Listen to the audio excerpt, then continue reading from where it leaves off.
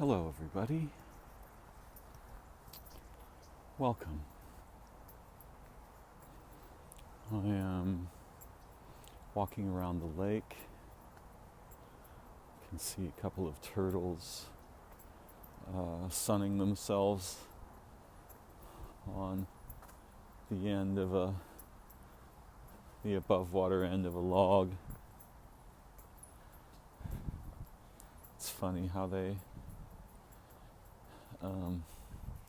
extend their legs and open the flaps of their feet to capture the sunlight. And I was capturing a little sunlight myself about 45 minutes ago.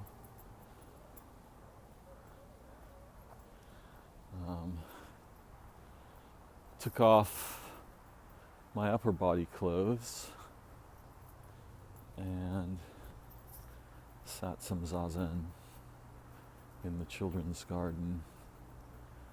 Probably the first time I've sat, well, not too long.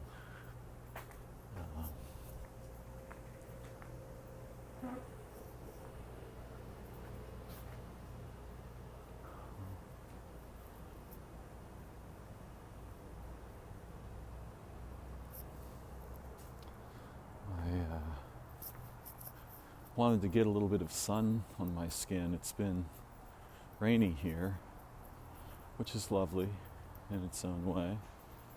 But as we get older and more inclined to eat our way to comfort and put on weight,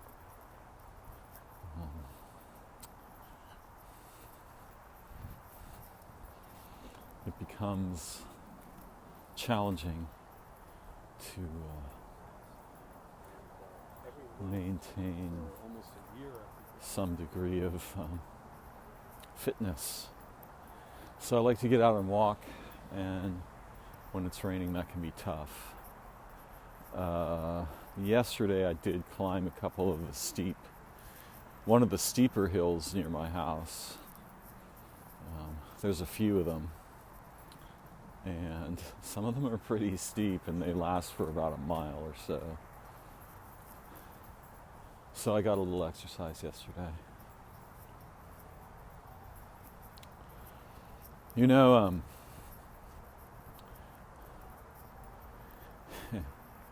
we have this game. I actually don't know very much about it. But I can imagine what it's about, and I've probably played it once or twice in my life. It's called Snakes and Ladders. And the concept reminds me of how fundamental, how primordial two features of our lived experience are that we may not ordinarily direct our attention to. And the first of those features is routes. Think about how you get to the places that you go regularly, or how you figure out how to get to places you don't go regularly. And realize that for nearly all of human history, there was no such thing as a computer that would tell you where to turn, which meant you had to compute the route ahead of time, or at least know the milestones in the route, where to turn, where not to turn, so forth.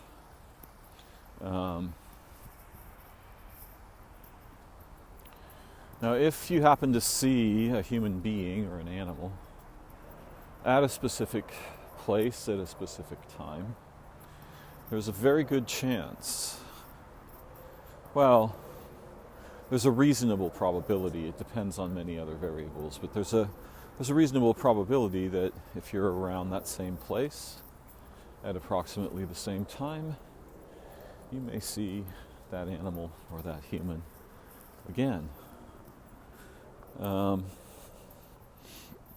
Now for plants, routes still exist, but they are the routes the plants take in growing. And routes are absolutely fundamental to animals. The humans don't realize how fundamental they are, primarily because they tend to skip the experience of the routes.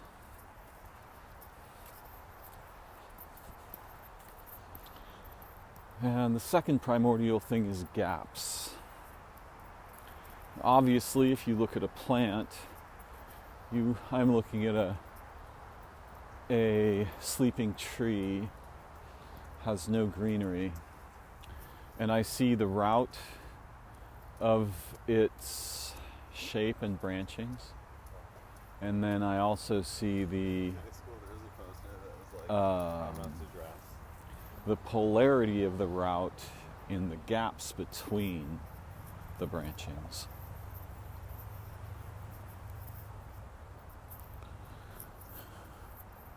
I am presently walking a route very familiar to me.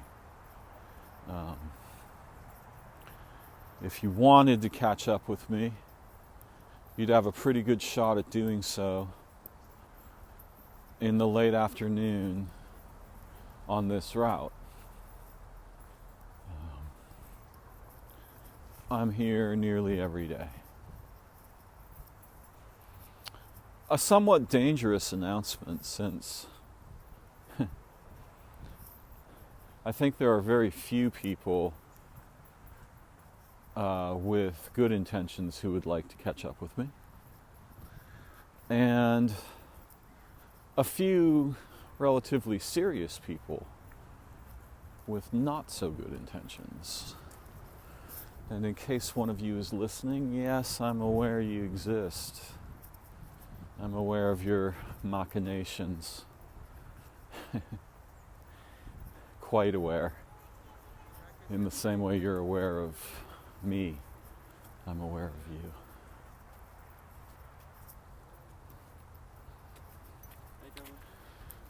So yeah, not much help in announcing my whereabouts. Generally, I am a private person. I don't announce the features of my life to the public or social media. Though I'm very open with those I love and those who love me. Unfortunately, most of those people are far away. But what I'm actually concerned about today is gaps. And I'm concerned with a specific problem in human relational cognition. And I call it interpreting the gap, but it might be better called something that placed a more derogatory connotation, indicting the gap, right? Accusing the gap. And I'll get to what I mean by that in a moment. As a computer technician working in the 90s and 2000s, I was ahead of the game as regards features of the internet and email. I had been a BBS user, so we had electronic messaging long before it came to the public. And most of that was cooperative.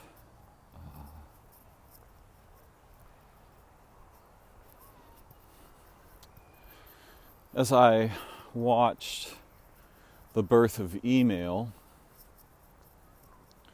and with it the capacity for rapid or even instantaneous communication,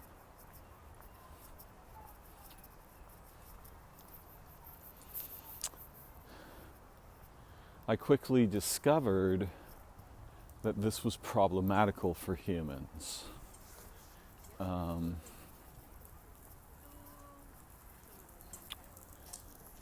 That it was problematical for a number of reasons. The first being that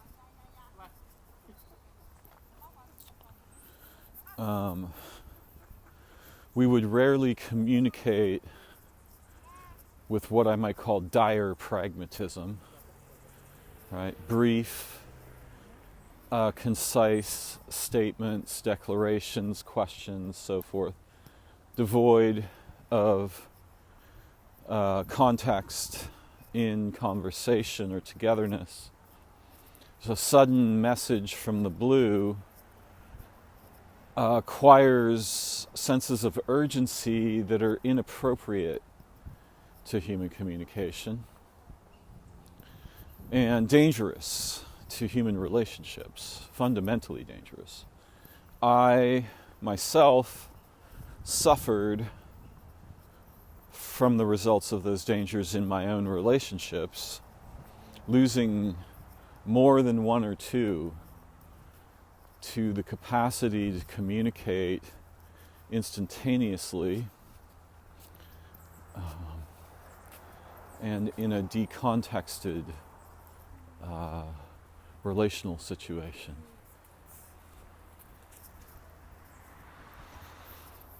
So that was when my skepticism about, up until that point I believed so fervently in the benefit of computer technologies. I was a technophile. And that very quickly changed. Over a span of a few years, I realized, oh shit, these things are ripping our minds and relationships apart. And some of you listeners will naturally object and will say, oh, how ironic, Darren. You're using a computer right now to talk into my ear. And without that computer, there'd be no chance of this situation at all. I would not know you, you would not know me. Certainly there'd be no exchange of thought, positive concern, ideas, and so forth between us without this technology. Not true. Seems true. First glance. Not true, second, third glance. Because before the existence of computers, we participated in networks that were organic and human. Mail chains, mail art, clubs, societies, many different kinds of human networks. And there are older networks, anciently evolved networks, that require no physical technology whatsoever, no physical contact whatsoever. No one believes in these due to our, well, not no one, few believe in such networks due to our materialist, reductionist religions, eliminative materialist religions and philosophies.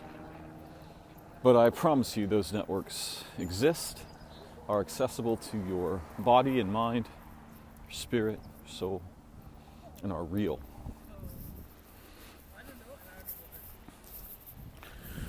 when I was a technician in the 90s, I was working for a client magazine publisher, and I switched from being a farmed consultant, right? A company was being paid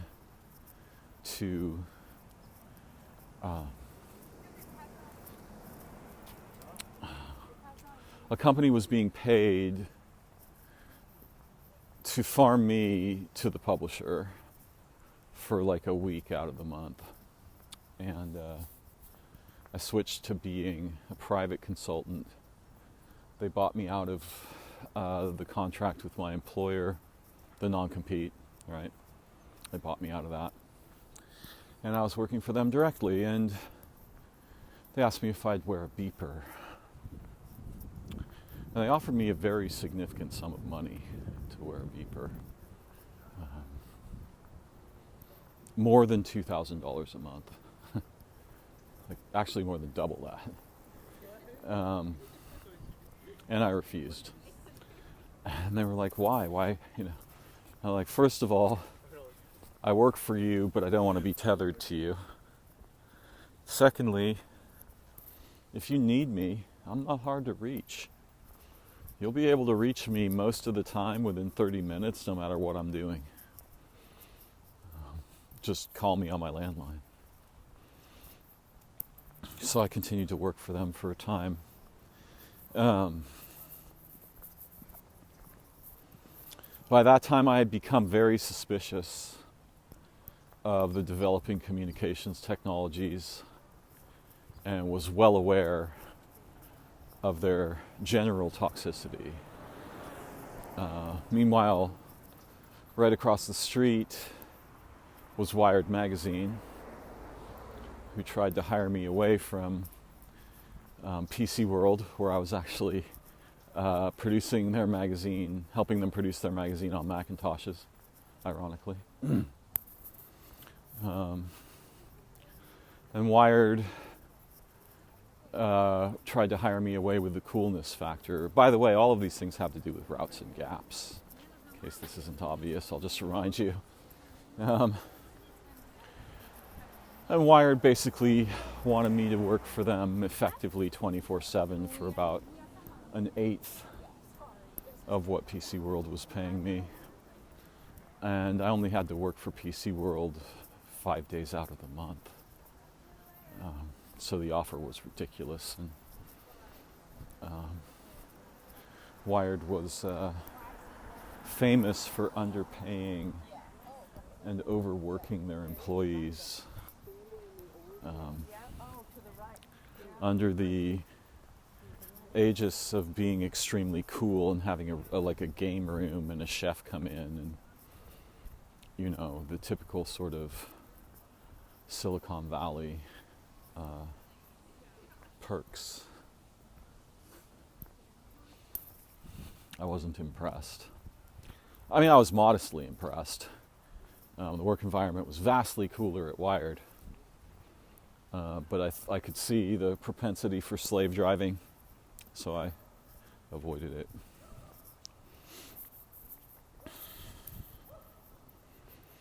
Now, as electronic communication developed,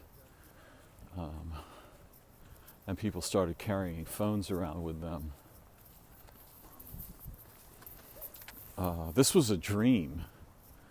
This was a fervent dream of our childhood. We used to watch, when I was a kid, we used to watch Dick Tracy cartoons, and they had these watches on which they could video chat. And we thought, oh my God, if you gave us that, we could take over the world, which we probably could have. Because back then it was content, right? Everything, the relationships were deeply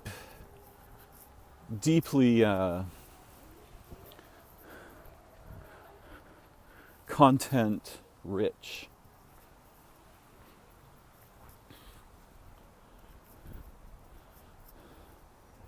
Our play and our adventuring as young male American children mostly was profound.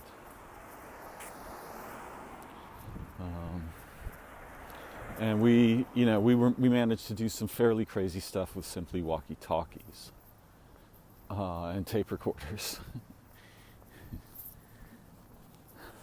So when I saw the communications environment begin to change toward instantaneous communication, I remembered the lessons that I had learned from watching email develop among my peer group and seeing the extreme danger of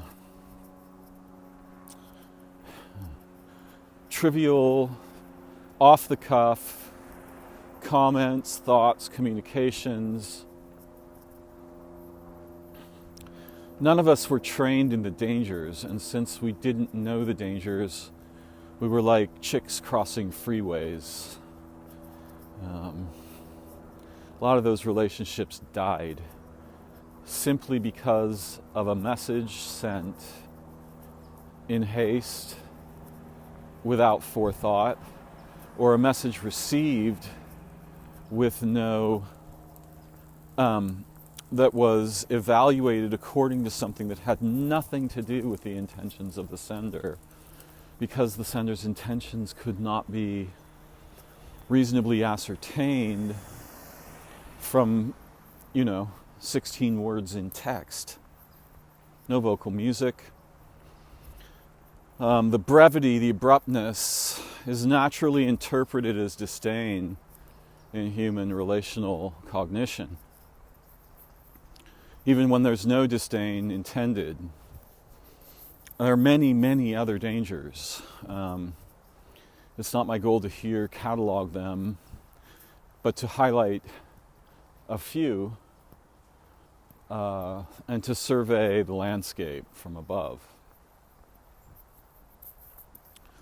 So when people started using smartphones, the turtles have turned in the sunlight since I last passed them. Right? That's the gap, right? The gap between, first of all, it's the iteration of a route. I've circled the place where I'm at.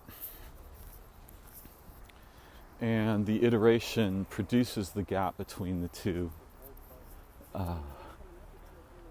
witnessings of the turtles, those particular turtles. So I saw the danger, and I avoided using or obtaining a smartphone for many years, until approximately late 2016. For a little while, maybe a couple years before that, I had a small iPod on which I could Skype with distant friends and so forth. That was an experiment to see what it would be like to have a handheld device.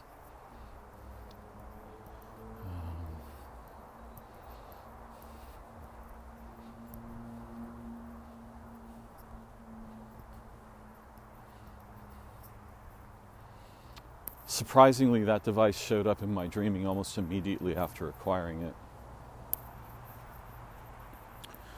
And I have been cognitively, emotionally, and perhaps onirically transformed by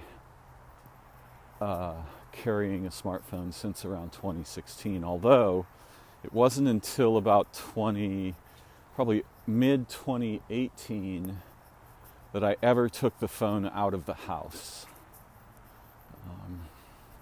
I did not carry it with me initially, and I was shocked to discover what a radical and sudden, jarring transformation of consciousness could be produced by nothing more than turning my attention from my surroundings to the screen of a phone.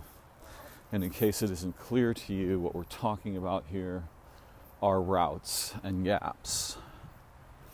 In this case, we're talking about routes in consciousness, routes in awareness, attentional routes. And the gap between the gaps between various modes of attention and what they produce in terms of habit and outcome in our nervous systems, minds, relationships, and so on. Accusing the gap. So, once you know that people are receiving, their device is receiving your message essentially instantly, in most cases, a few exceptions, then one naturally wonders what produces the interval between their reception and their response, if they respond. And one is inclined, because we are cognitively tropic, to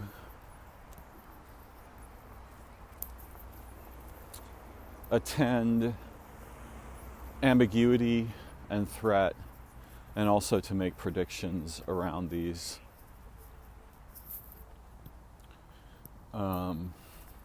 That triad, prediction, ambiguity, vigilance. And vigilance has two polarities, primarily. It's actually quite complex. But there are two primary polarities, which are opportunity and threat. And so, when we send a message, as I did yesterday to a close friend, and we don't receive a response in what we imagine to be a reasonable amount of time, let's say 12 hours, especially if we ask them a question or expressed a need, then we are inclined to begin interpreting the gap.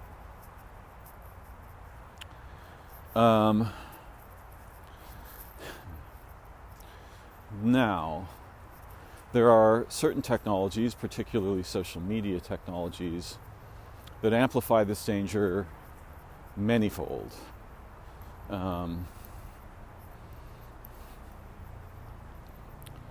For people who use Facebook or Instagram or Pinterest or Twitter, or all of them, there's a lot of rescue copters flying today. Must be an accident in the ocean.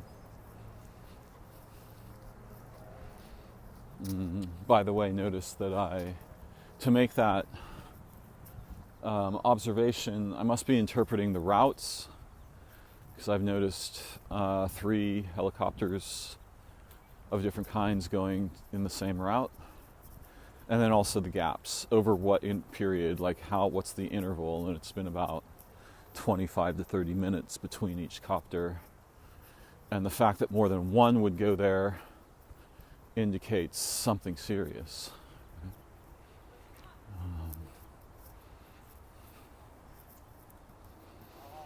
So for those of us who either utilize or to some degree depend upon social media,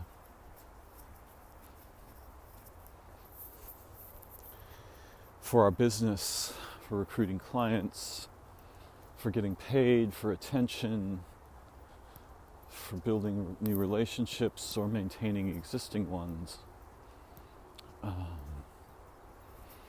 the interval between interactions becomes very gravitic. It draws our attention to it and perhaps exaggerates our concerns, our sensitivities, wrong-footing us in the relational dance. This is a term from tennis.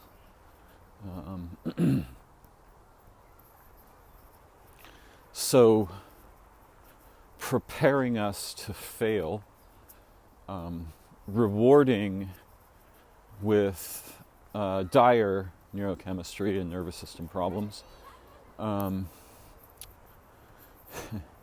rewarding us with dire outcomes for misunderstood communications behavior. You know, I use the past tense. I had a friend who was quite active on Facebook and would constantly be interpreting and asking me questions about the gap. Why hasn't this post flourished? My other posts usually get X number of views, say 300. This one's only gotten 75. Is Facebook throttling me? Has someone complained? What is generating the difference? And this is exactly the problem with accusing the gap. Most often, I would simply advise my friend that the variability in the medium and people's participation in it, there are temporal routes, attentional routes, intervals, gaps, branches, and so forth. So I would usually advise my friend that it's not a problem, let it go. You'll see shortly those numbers will come up. And sometimes my friend would express their gratitude for my advice, which usually was something equivalent to calm down, pay attention, go about your ordinary creative way of being alive and in your relationships.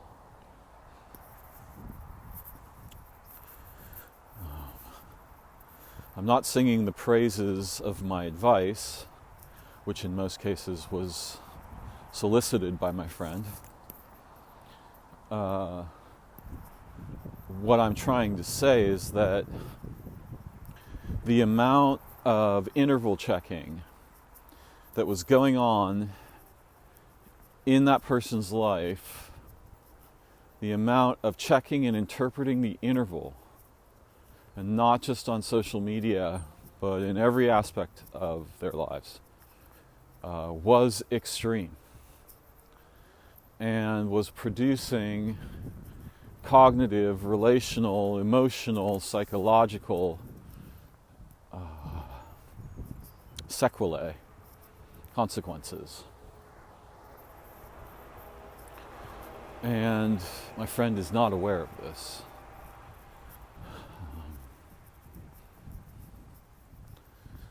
Now, eventually, at some degree of risk and expense, I went to visit my friend. And they did the same, exactly the same thing while I was there for a few days. And then I simply left. What they did was misinterpret what they weren't seeing, what they thought was missing and should be there, across some interval, right? Some interval of like 6 hours or 10 hours or something.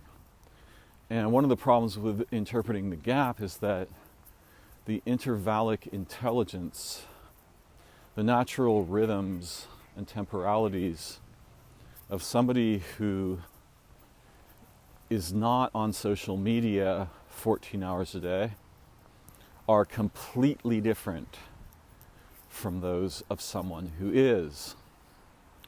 And the relational expectations, completely different. A little bit of positive attention over 6 hours is lovely. the expectation of constant worship is ridiculous and unnatural. Yet, especially for, let us say, for attractive females,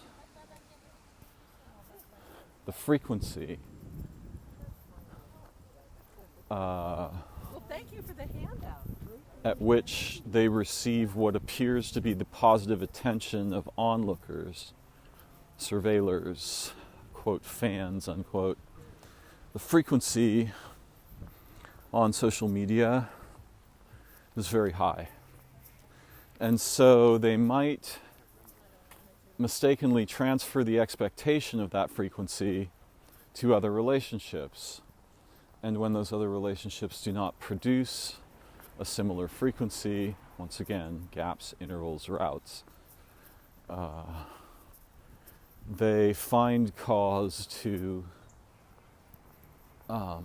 become suspicious.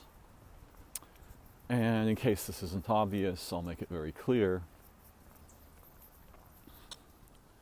Our human cognition is such that once we become suspicious, it's going to be very difficult to turn that down, to turn the volume on the vigilance and the negative predictions, turn those down. The suspicion colors the water, and once the water is colored red, we suspect bloodletting, is either occurring or will soon occur, and so forth. Now, this is an example of a personal relationship that I believe was very negatively affected by having been preconditioned by social media to a large degree. I do have relationships that arose in social media.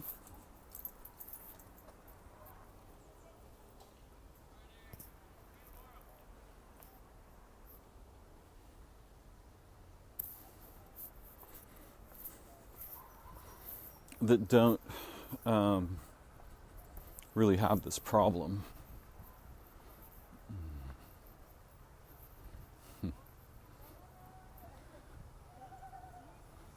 Ancient, complex relationship playing out in front of me. Dogs and squirrels. The dogs become preternaturally alert in the presence of squirrels. And you can see, again, vigilance, gaps, all these things, right? What's the distance between me and that squirrel? Can I cross it before they move? Out of range. I will remember where I encountered a squirrel probably for the rest of my life if I'm a dog.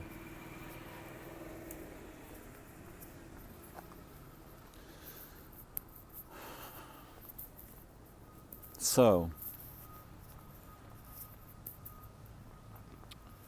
when we send a message, or if we, even if the message is very strange in terms of the kinds of messages that humans have sent for billions of human lifetimes,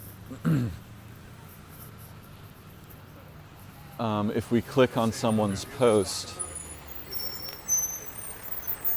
and like it or select an emoji,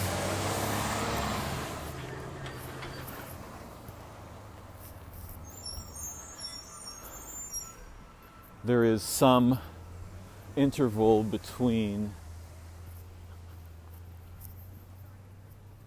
our interaction, our electronic interaction with their content, and them receiving some notification of it.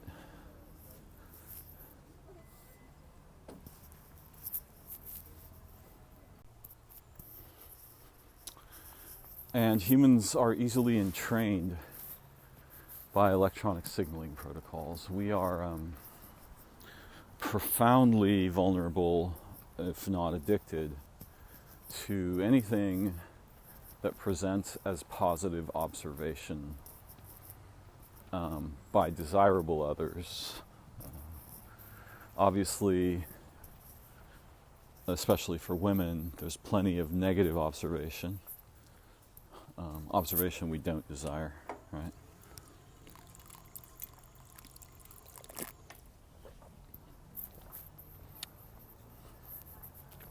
Less so for men, generally speaking, but it does happen. The positive observation of the people with whom we work, or the administrative elements in society, is helpful and useful. Negative observation is dangerous.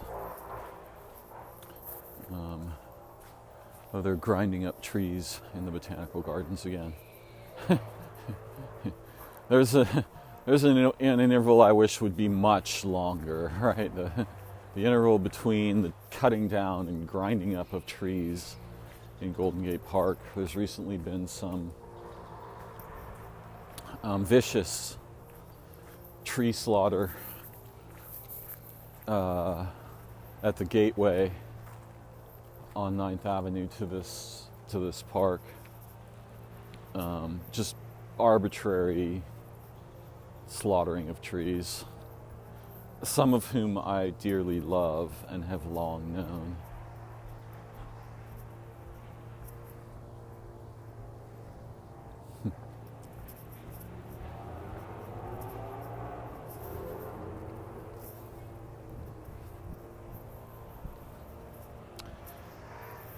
So,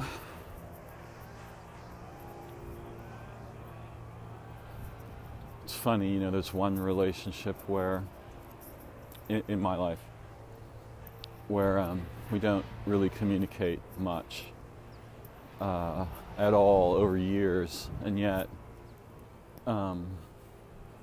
this relationship lives in my heart with perhaps undue emphasis. And it's a beautiful and somewhat painful relationship. So, I've found a couple of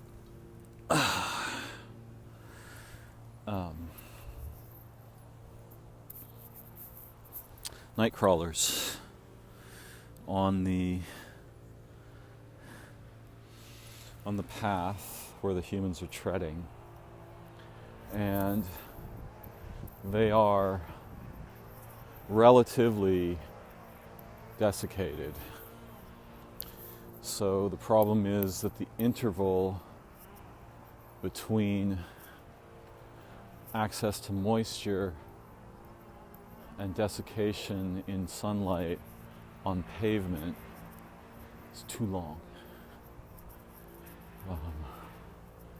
They may perish, but I move them to a place where moisture is accessible to them.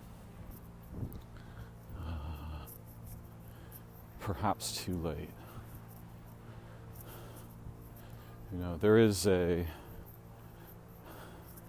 different for each person, but there is a survivable interval. There's an interval over which we can still be alive without water, without our moisture being replenished somehow. And the forward edge of that interval is death. So too with food. For some of us, so too with positive relation with other humans. We are extremely sensitive to the timing of communications behaviors,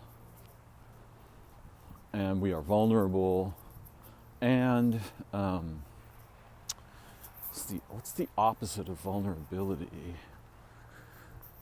We are trophic. We are philic to the positive, reassuring, encouraging attention of other humans and of animals.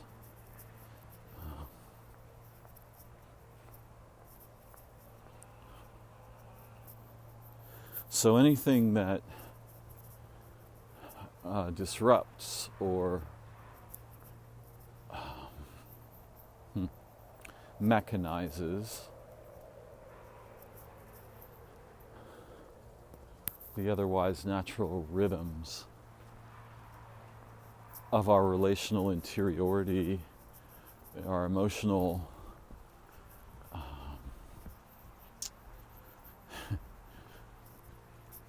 what am I thinking of? Our emotional rhythms, tempos. Anything that mechanizes that is going to cause anguish, dis-ease, pathology, and will generally fuck us up. Pardon me, ma'am.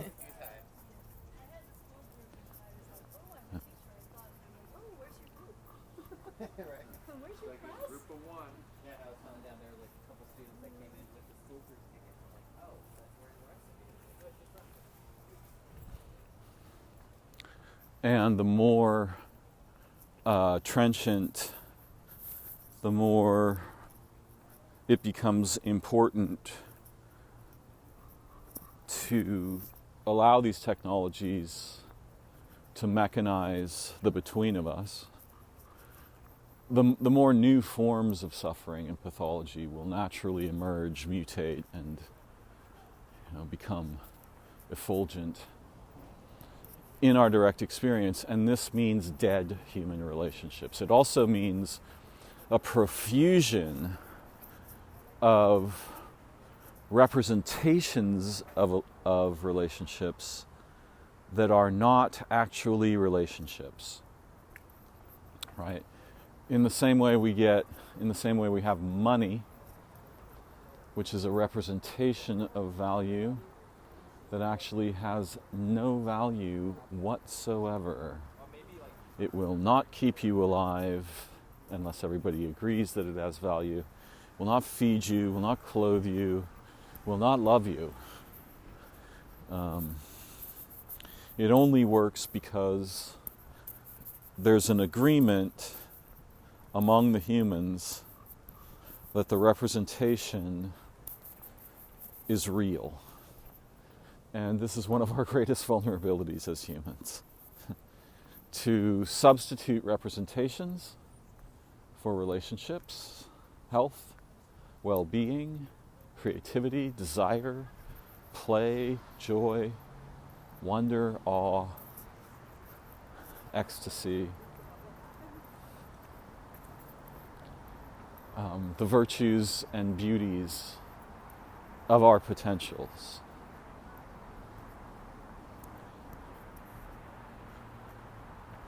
We notice tempo. If I start speaking like this and I'm talking really fast over and over again to you over a long period of time, and I'm talking very intensely, you will not have a joyful experience, and neither will I. But if I talk softly and I slow the tempo down, and it takes me a minute to do that, so that it more resembles something like a heartbeat rather than a typewriter, we all prosper.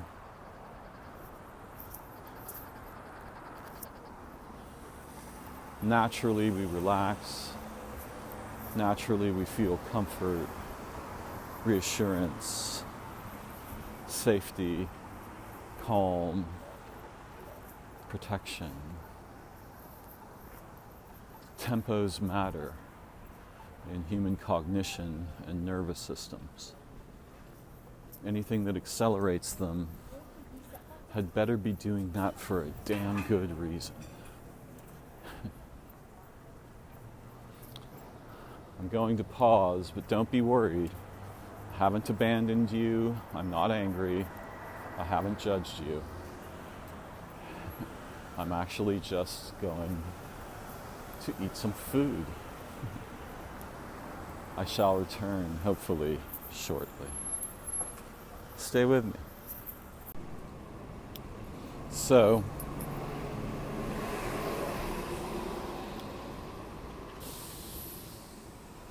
the actual interval was probably 30 minutes. Electronically reduced to nearly none. But during that time, I wandered into Green Apple Books on 9th Avenue, a bookstore that I have a long history of or a bookstore company that I have a long history of relation with. One of my close friends, brilliant poet George Albin, was a buyer for the one on Clement for many years. And before I lived here in San Francisco, Green Apple and also City Lights, particularly City Lights, were attractions that would make it worth my while to drive here and deal with the inconveniences of parking and so forth.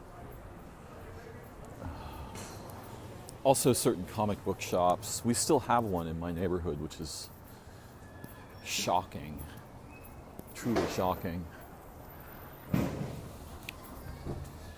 But I wandered into Green Apple, and invariably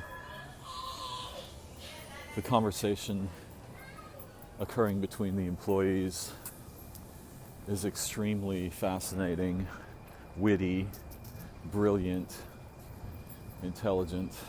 How are you? Long time no see. Yeah, Everything okay? mostly. Huh? Mostly. Everything okay with you? Yeah, okay. Good to see you as well. Life is short. Life is short. People bad. My father is gone. Oh yeah? COVID, How long ago? 2 years. 2 years? Oh, I didn't know your father passed away. Yeah. Yeah, it was like watching myself die. We have the same face. Somebody asked us if we were twins once. Yes, yeah, you know what? It's hard, man. It is. The COVID fucked up a lot of families. It did. Yeah, it's not done. Right, you said? Yeah. Yeah, COVID fucked up a lot of people. Good to see you. Anyway, take care. Thank you.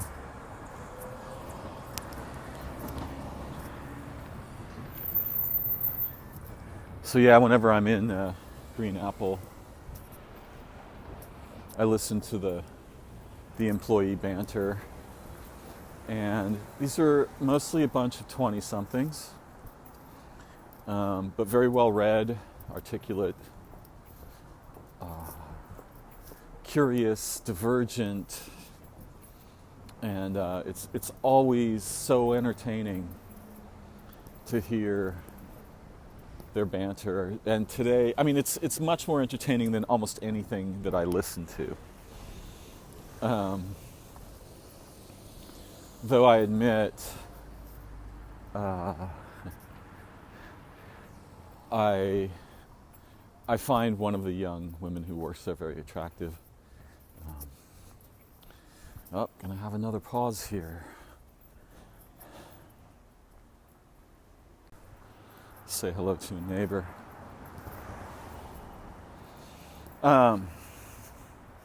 yeah, I just love to hear the music of their voices, how they entertain each other, what they're talking about. Always brilliant, artsy, intelligent, playful conversation that I just don't get any of. You want to talk intervals? Geez, it's been probably 20 or 30 years since I've been around anything resembling that. When I first came here, I was part of a thriving community of artists and writers, painters, musicians, dancers, actors, comedians. And over time, there was just this vast exodus, primarily due to gentrification,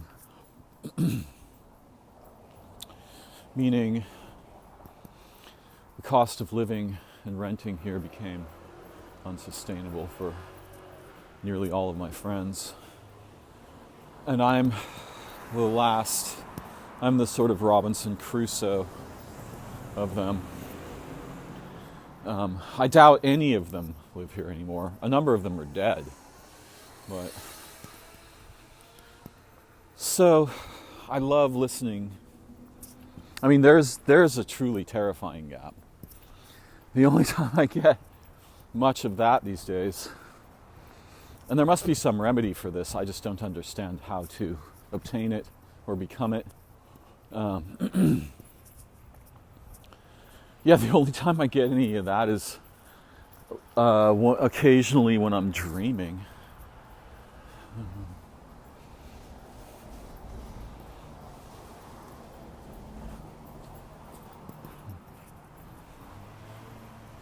There's a truly painful gap in my life. I can't really even understand what life is without that. Like, why is there anything? Why does anything continue if there's no artful, creative, intelligent, joyful play every day? Just naturally.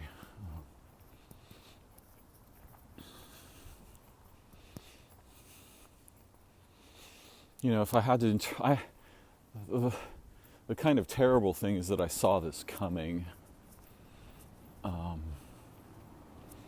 And I wrote incisively about it in the 80s and early 90s.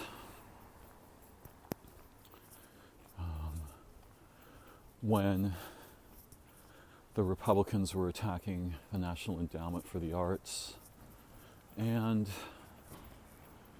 education in general. And I saw those as the oxygen. I saw the arts and education as the oxygen in the social bloodstream. And so back then, in the day, I published an art and literary journal called Cyanosis, which is a medical term that refers to the bluish tint that the skin acquires when our oxygenation, our blood ox drops below, say, 80. What? I don't know what the actual measurement is. 80 what? I don't know. 80 on the pulse oximeter. When we see people who are drowned or dead, they are often bluish.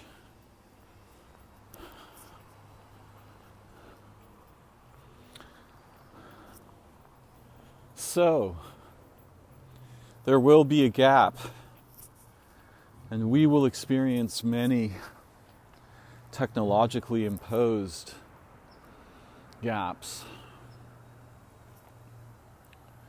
But let us remain aware of the richness, the oxygen we make in each other's lives by agreeing to learn and grow and play and create together for each other and the history and future of life on our planet. That is what I serve, that is what I adore. Not the machines, not the social media platforms, not the politics, not the religion, not the war. The children, the mothers, the fathers, the babies, the history, the future, the great world forest, the great world oceans, the living places of this beautiful planet, who I love forever. May your ways and thoughts be blessed. I look forward to learning together again sometime soon. Bye-bye for now.